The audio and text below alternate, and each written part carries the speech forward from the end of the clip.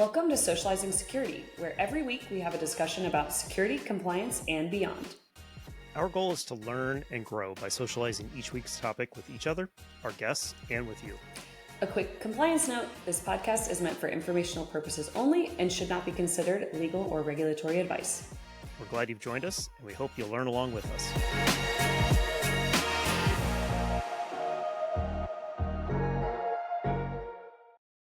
Welcome back to another episode of Socializing Security. Milu, how are you?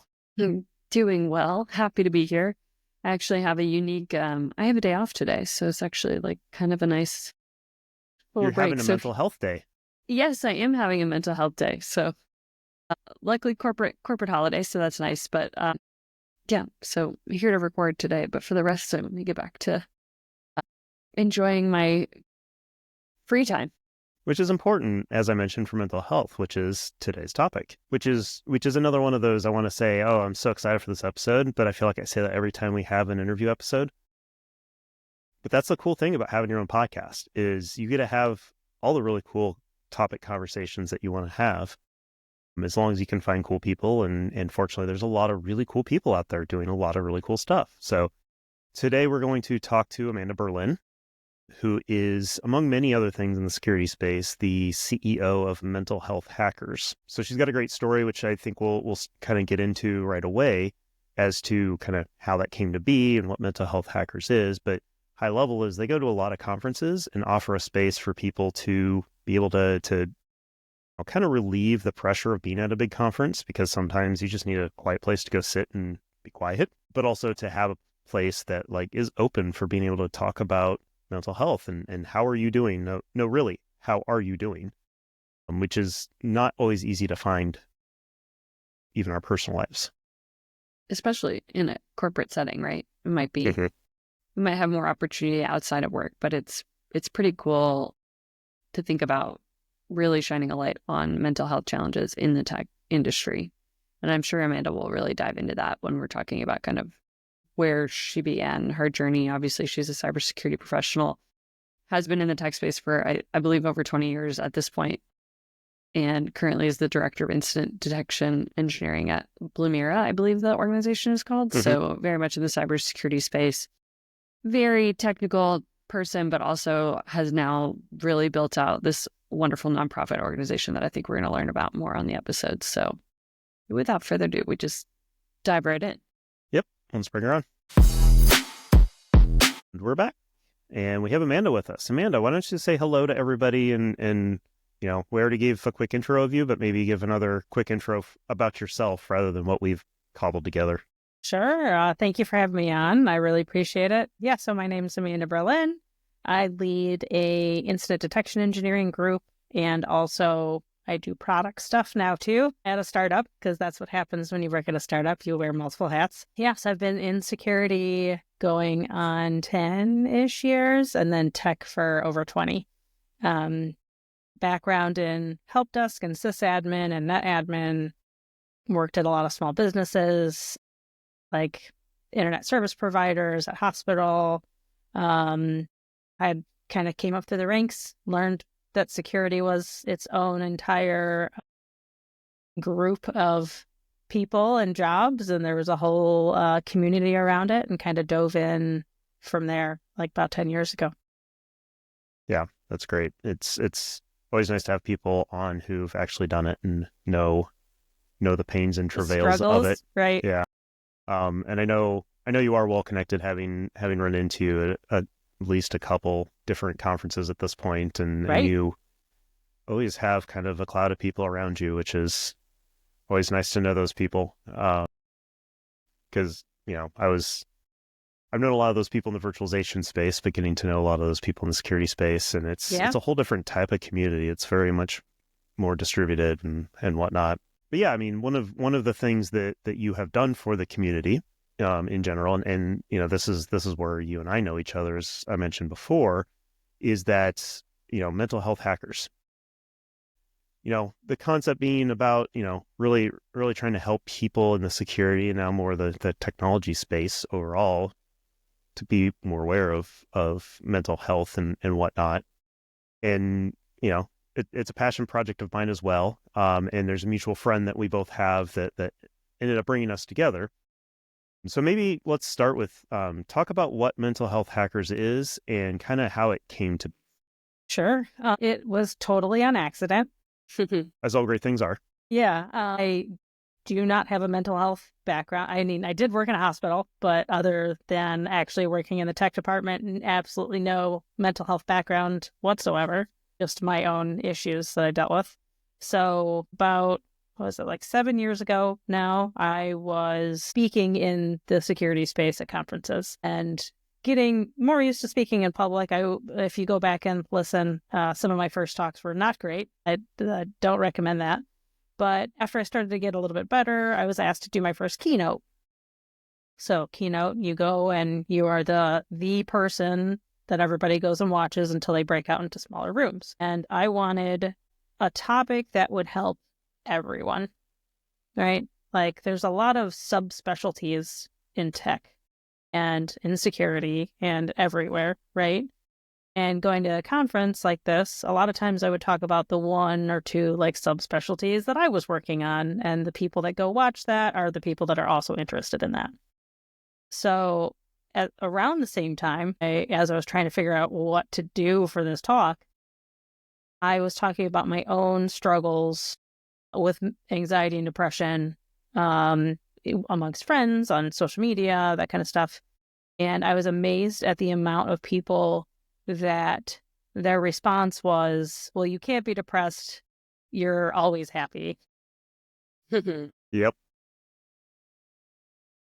And I'm like, okay, like this obviously must be something that I should talk about because a lot of people have no idea that, I mean, look at some of the really famous people that struggled with depression and no one had any idea because they seemed to be always happy all the time. And so that's what my first talk was about, or my first keynote was about, was mental health in tech. And I did a bunch of like medical research reading and found out that there was a lot of research done around mental health in STEM and the high amounts of people on the spectrum that we have and self-medication that are known to run rapid, and so a lot of research around that. So that was really super interesting and kind of eye-opening. And so I talked about my own struggles. I talked about that stuff that I had read and just like coping strategies, that kind of stuff.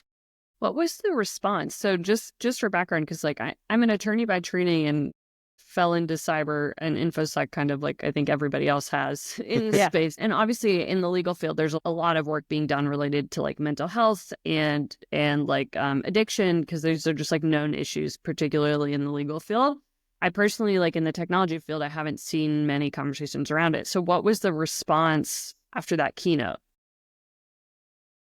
The keynote, like I remember my oldest son was there with me. I mean, all my kids were, but he was actually there listening. And he came down and the first thing he said was, wow, that talk was a real bummer. Because it talked about like suicide and suicidal ideation and all these mental health issues and how we're coping with them and everything we're struggling with. But I had so many people come up to me and they thought they were the only one struggling.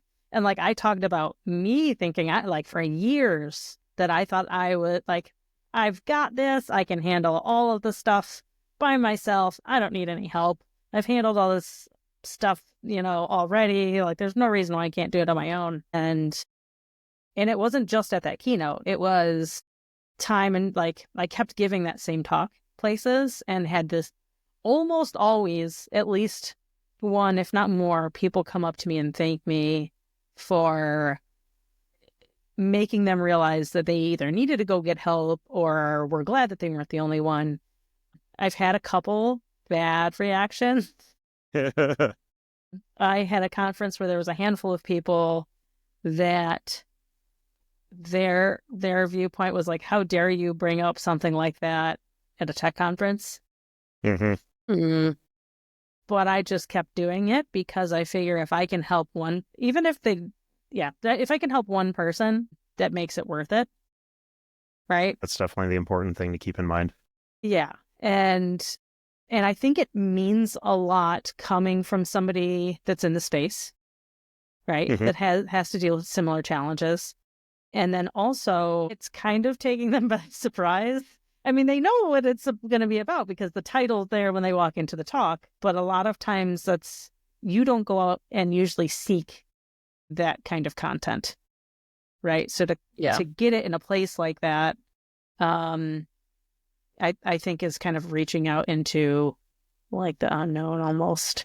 Well, and that's to me one of the reasons why it's important to ignore, I don't want to say ignore the haters because that's way too negative, but ignore people that are like, don't bring that into the space. This is supposed to be about tech because we bring our whole selves everywhere we go. Yeah. We are not computers. Yeah, we may suppress it. We may put it aside for the sake of that space. Right. But something like mental health, especially, 7-10 years ago when this wave kind of started to build, it was taboo. It was not one of those things anybody talked about, which is why we all thought we were alone in those feelings. Yep. And, I talked about the mutual friend you and I have. His name's Eric Lee. He's out of the Kansas City area.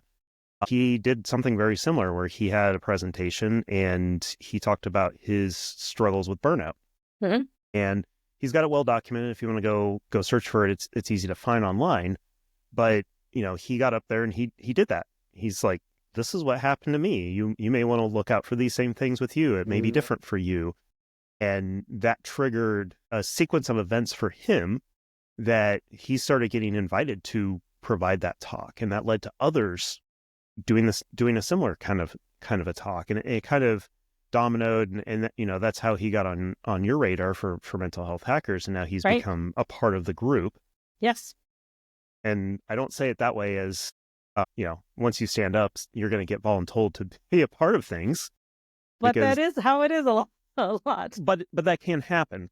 And for some of us, we want to, we are always thinking about how do we pay it forward. And that's one of those things that, like, if you just start talking about it, it will draw people to you for good or ill. Right. And you need to be ready to talk about these things, which is a good thing. It's a good thing that we're talking about these things. And sometimes you will be asked if you want to contribute more in that space. Yes. And that's where, in my side of the field, in the virtualization space, a lot of us became VMUG leaders because we were out there evangelizing it. Yep. And they're like, hey, would you like to lead a group of people to sit and talk about it once a month, once a quarter? And that's how community gets built, is by people stepping up and saying, let's do this thing. Let's have this conversation. Let's talk about it. Right. Yeah. And that's how Mental Health Hacker started. It was just me talking about stuff, and it rolled into this. Okay, now I need to reach more people than just a talk. And dive into that a little bit more. Tell us more about Mental Health Hackers and really like what it is, as well as like what types of events your team does. Yeah, so the first one was, I thought I was just going to have a space where I provided information, because before I was doing this talk that was 50 minutes, whatever conference would have me. And then I had the idea that I could reach more people at like a workshop. So workshop, normally 4 to 8 hours, you can provide information, do training, whatever. So I talked to, at the time, DerbyCon was still happening. So it was a conference that was in Louisville, Kentucky. And it was my first ever security conference.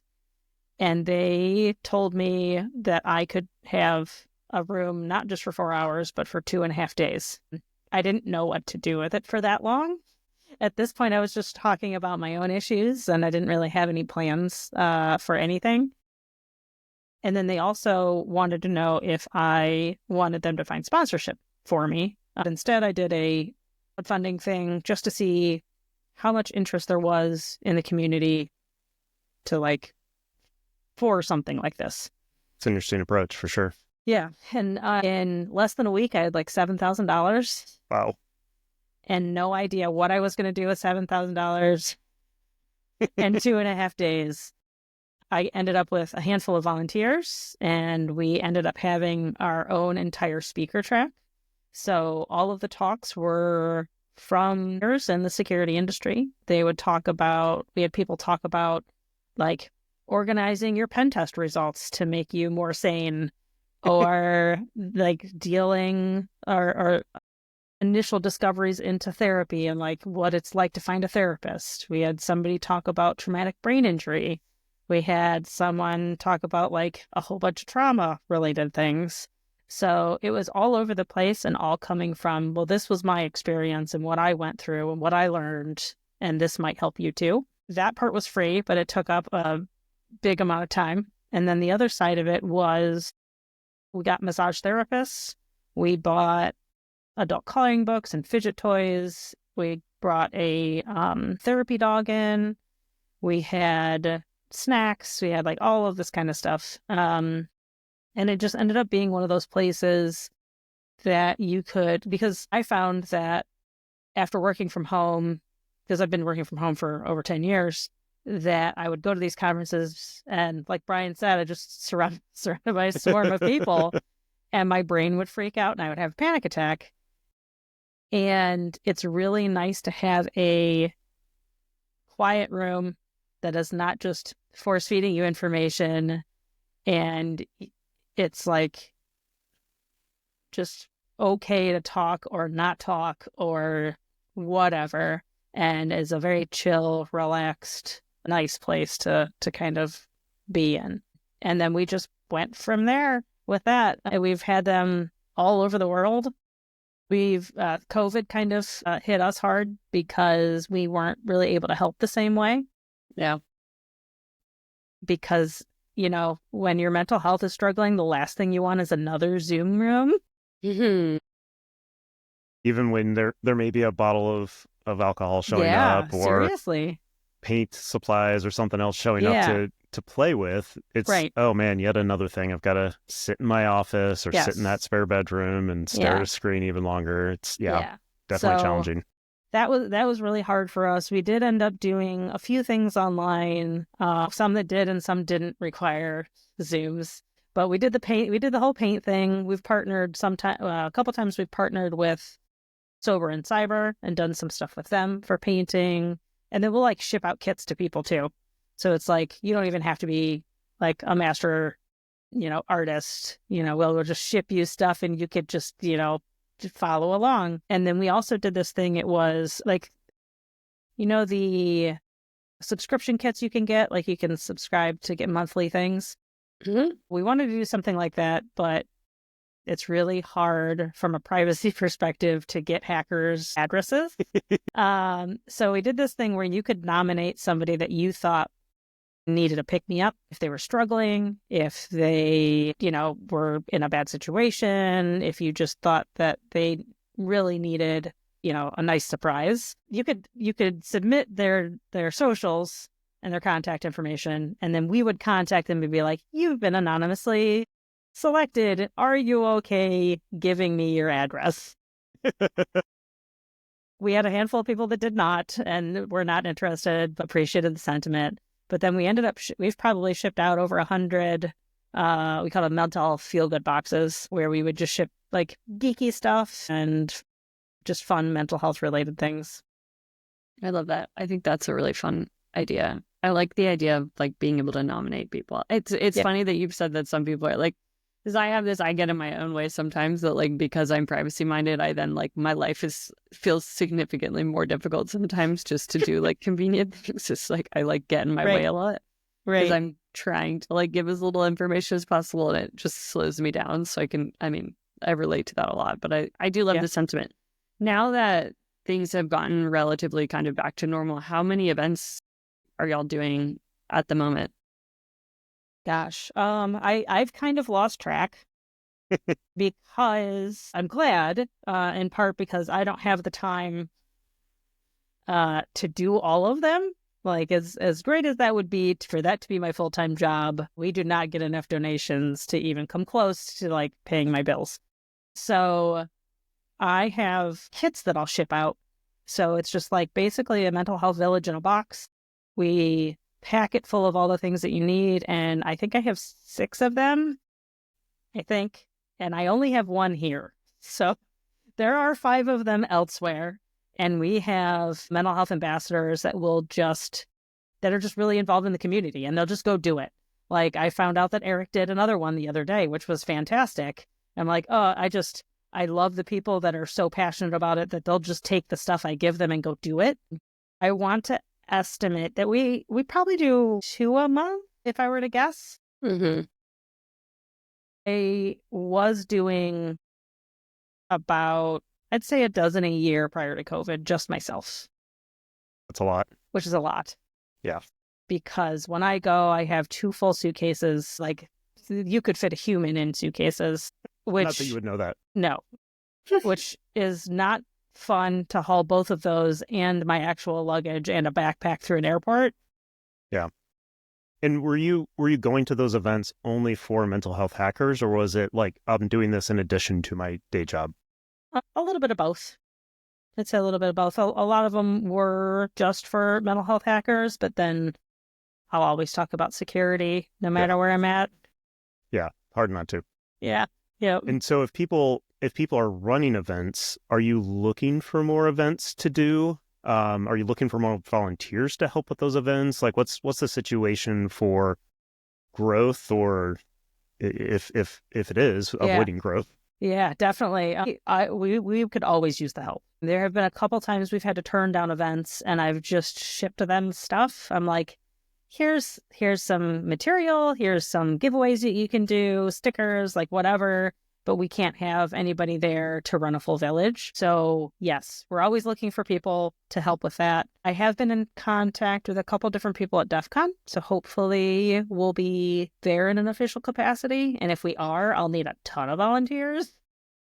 Because trying to scale something that is a chill, quiet space somewhere where there's 30,000 people is not easy. Not at all. Yeah, I've had the pleasure of helping Eric with some events, and they are very, like, a lot of people are kind of, they'll walk in and they'll be like, what's going on in here? And they don't get assaulted by people. Like, when you walk around by vendor booths, it's all about trying to get a conversation started. And we're like, we're here if you want to talk. Mm-hmm. And then people just kind of wander around and they'll look at things, they'll laugh at something, and then, we'll respond to that. And, it's nice to have a place where people don't feel like they have to talk, but if they want to talk, like, some of the conversations we have are very different than we would have anywhere else during a conference. Right. And sometimes they are hard conversations. Like, being a volunteer takes a lot of energy, sometimes more than the average conference, even though you're sitting in that one room the whole time. Yes, I would agree with that. I've never thought I would be cried on by so many people. Like, they're not security tears. They're just like, and it's just people I know, complete strangers will walk up and just like pour their hearts out. And it's amazing. So as you go into situations like that, I guess as a general education for everybody that's listening and watching, like, how do you help people? Like, I know for me, one of the hardest things was I want to help people. That is one of the things I like to do, but I oftentimes don't know how to react when people open up on that kind of stuff, or what to say to be like, hey, I don't want to pressure you into talking about something, but I could tell something's not right with you. Do you want to talk about it? Like, what's the best way? How do you go about supporting people like that? I mean, you're there listening, which is huge already, right? Like, I'm convinced that does more than a lot of other things. If you can just, if they're comfortable enough to talk in the first place, right? There's a presentation I'm giving, what day is today? Tuesday, on Thursday, that kind of covers some of this stuff. And I have like a list of like things not to say and things that you can say. So like having the other person dictate how you can help, right? Or just like you said, when they walk into the room, being like, well, we're here if you want to talk, right? Just like knowing that there's another person there that's willing, because not everybody has always had that at home, right? Which sucks. Not everybody has worked in supportive work environments. So like having that community there just helps in general, right? Just commiserating, like just saying, yeah, that does suck. Like, you are 100% right. Like, whatever you're going through, that sucks. Like, what can I do to help? Are always winners. Yeah.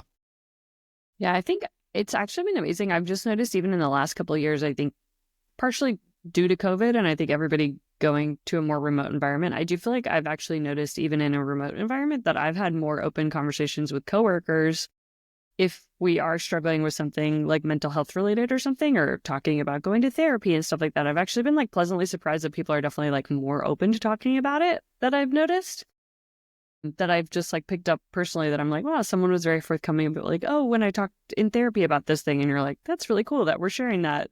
Yes. Especially with a coworker as opposed to like, maybe a friend or something. And so I definitely have noticed we've definitely like, as a society, I think I've gotten a little bit better about talking about it. But obviously stuff like this that you're doing with mental health hackers, I think is so important to just keep bringing it, especially into the corporate space. Because I do think there is still that separation about being like, these are private issues that like family and friends, great, talk about it. But like coworkers, we don't necessarily, or like with your employer, you normally aren't like, hey, I'm struggling. People might be scared to share that at work or something.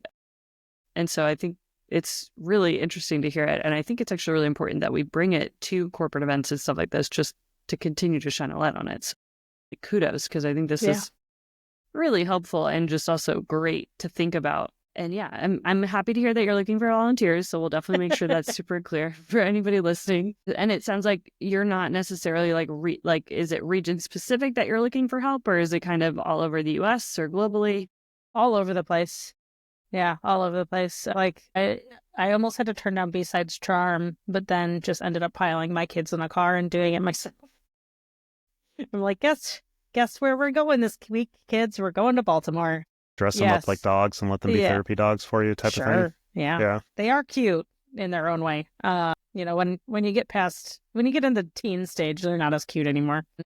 Yeah, so I'm really glad that it's more acceptable now in corporate culture. I know there's a lot of places that it isn't. And I get that a lot from managers, especially all the time. Like, how do I help the people on my team? Right? Like without overstepping bounds or like getting in trouble with HR. Like, how do you do that? And it's mostly about the culture.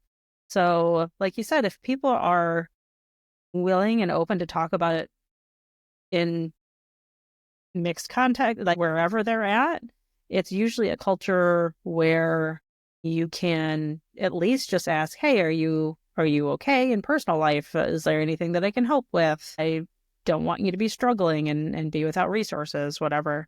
And it's just sad that there are still places out there that you can't do that. And the HR piece always adds another wrinkle there. But like the company I work at right now is pretty big. Like they've got a whole mental health benefits package that everybody gets. Right. And that's one of those, I've kind of had it at other places, but it wasn't really advertised. It wasn't something that they were like, hey, we really encourage you to use that because it's free. Like go use it type of thing. Right. And just due to stages of life and stuff, it's like, okay, maybe we should be taking advantage of that because I've got it and it's actually a very generous package. So let's explore it. Let's see how it works out. And it's been very nice to have because, the therapist piece of things is, I have found to be much more difficult than it should be. Yes. Like, I need help. I need help getting help. Yeah. And that's a reason not to go get help. Right. It's overwhelming. It is, because it's such an important decision. At least it looks like that. Like, I've got to have the perfect person that's really going to get me. And sometimes it's just better to get somebody. Yeah. And, you may find that person doesn't work, but at least now you've gotten over the hump of, oh, this can be helpful. I see how it's structured, and be able to then go find the next person. And it sucks to have to start that process with somebody else. But it is a space that I've come to value. It gets really tough when you have to travel and have to miss those meetings. Right. And it's like going like, if you really go to a massage therapist or a chiropractor or something like that, it's the same kind of feeling, only instead of physical, it's in your head, and it becomes one of those things where it's like, man, I need to talk to my therapist because there's, yeah, I hate to say it, there's some things you only talk to your therapist about, your kids, your coworkers, your friends, your spouse. You just can't, for whatever reason, have that conversation with them. Yeah. And I mean, a good therapist should give you tools to use in your everyday life, right? For that kind of stuff. And I mean, my 16-year-old he finally found a therapist that it didn't feel like therapy to him anymore. And I think that's number 4 or 5 in the period of two years, I think. And he recently came out of it. He's like, I love it. It does not feel like therapy. Like, it's not supposed to. Yeah. Yeah. We've had somewhat of a similar experience in our house as well, where the first fit was definitely not right. Mm-hmm. We got to a certain point that we needed to get to, and then it kind of fell off for a few years, unfortunately. And that's in that gap, it was clear that it was important to have. So yeah, just like any other medical thing, it's an important thing to make sure you stay on. Yep.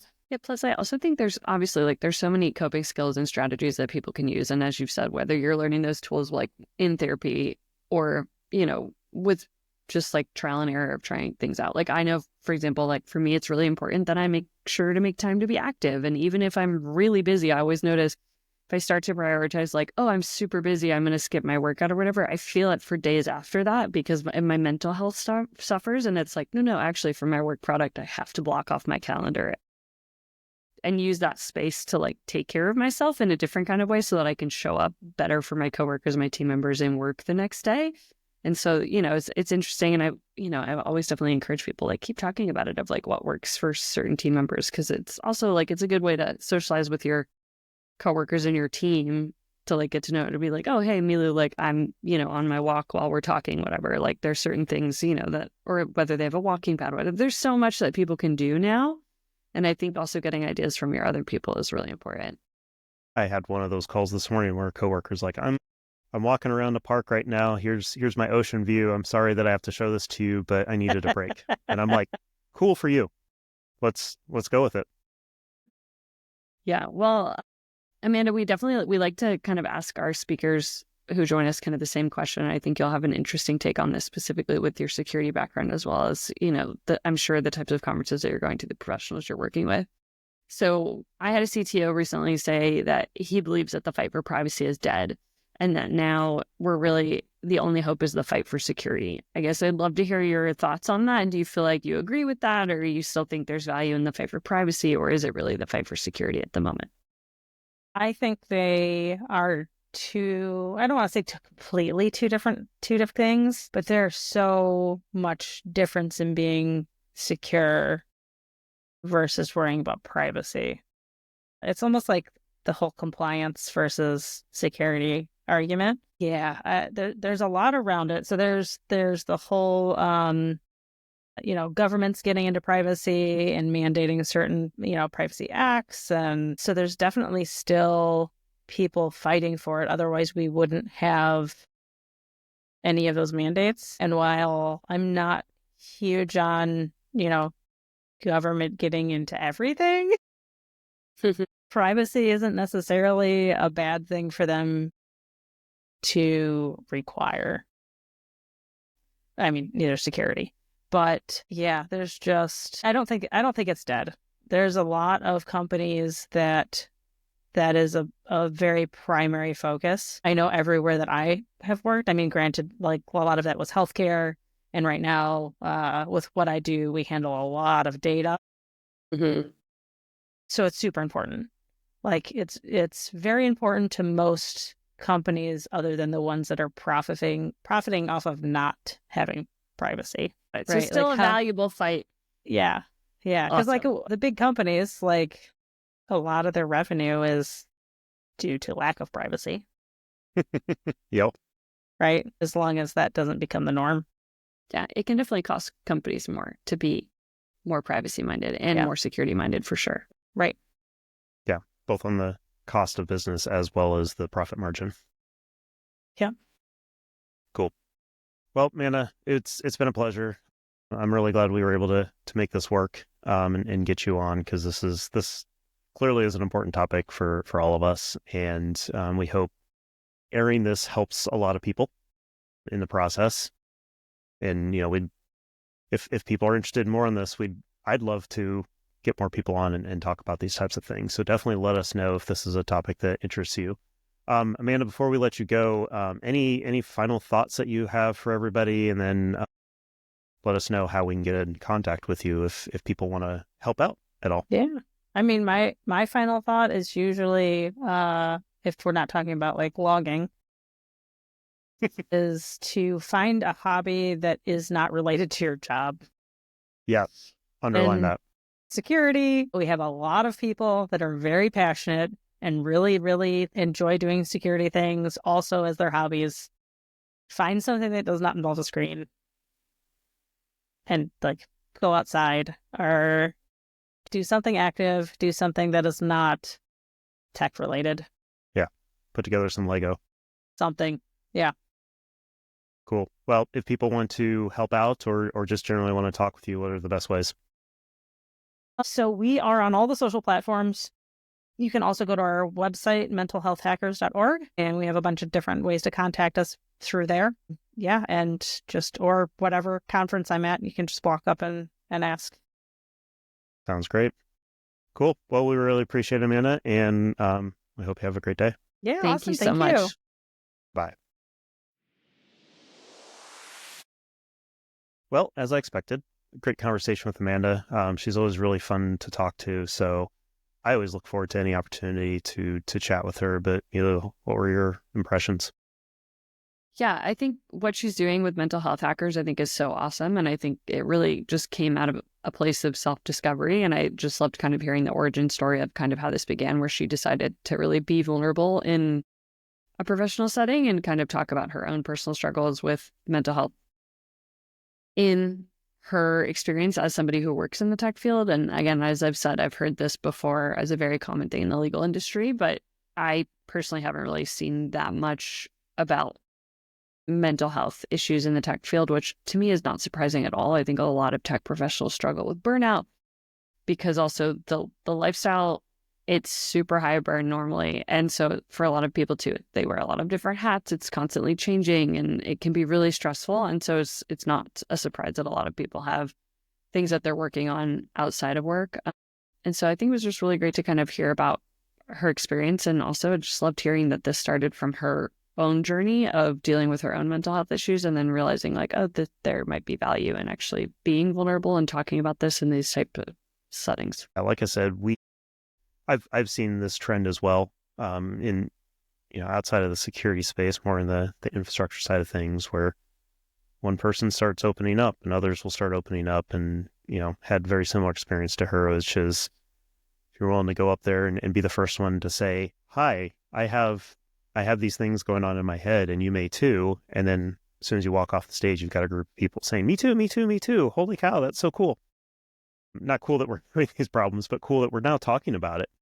Because part of mental health, particularly when you start talking about depression and anxiety and things like that, is they draw you to being more isolated. And your natural inclination is like, well, I'm the only person. Like all these people seem to be having fun, but I can't seem to have fun with them. Meanwhile, all those people that are having fun are looking at you and saying, wow, that person can't be having any problems because they're having so much fun. And the amount of learning that I've had in this space over the last, I don't know, maybe 10 years or so has been pretty amazing. You start to learn things like masking. This is a little insight into me that not many people understand, or at least I get a lot of surprise. I'm a huge introvert, but I have learned over the years how to mask, how to essentially, every time I'm in public, whenever I go to these conferences and stuff, it's like I was in high school when I would be on stage. I'm playing a different person, which means I'm going to force different mannerisms. I'm going to force different approaches to the way that I talk and how I interact with people. And it's exhausting to me. It's exhausting to be somebody that you're not. And I know people who, anytime they're around anyone other than their housemates, they're masking. And it sometimes can take them the entire weekend just to, I guess, detox from that. Like it can have a toxic effect on you to pretend to be somebody else so much. And so getting out there and being able to show people, put yourself out there, because sometimes people just need to know, hey, there's a door there. They don't even need you to open the door. they'll just realize, hey, there's a door, and they'll open it up and then want to talk about it. And that's the thing I love about helping with mental health hackers, is being able to be in that room and help people realize that it's perfectly okay to talk about these things, because we're all going through it. Yeah. Yeah, what an awesome conversation, man. I think we could have continued to just keep talking. Per usual, I think we have that a lot of the times. But yeah, thank you to Amanda for coming. And again, just to make sure that we've belabored the point, if you're interested in helping at any future events, it definitely sounds like there's a need for it. So definitely feel free to reach out to her, whether that's through LinkedIn or directly just through mentalhealthhackers.org. Sounds like there's a lot of volunteer opportunities too for team members if they do want to get more involved. Or again, if you see them at an event, definitely reach out and let them know that you've heard about them and that you're excited about their mission and want to get involved. Because I think, Brian, you and I definitely, I think, have those aspirations as well. So what a great conversation. I think it was awesome. And I'm sure another theme that will continue throughout, because it's an important thing to talk about. Yep. Great. Well, thanks everybody for joining us for another episode. Hopefully this was helpful to you. Again, anything we can do to help in this space, or I know Amanda would say the same thing, and all the other people at Mental Health Hackers. So please do reach out. We will put some extra resources in the show notes this week to help you find those types of information. But we appreciate you being here with us for another week, and we'll talk to you again next week. Thank you for joining us for another episode of Socializing Security. We hope you learned a thing or two with us. If you'd like to continue socializing with us on this topic or have feedback, we'd love to hear from you on LinkedIn or social media. Just search for Socializing Security. Or you can email us at info@socializingsecurity.com. Until next time, stay social and stay secure.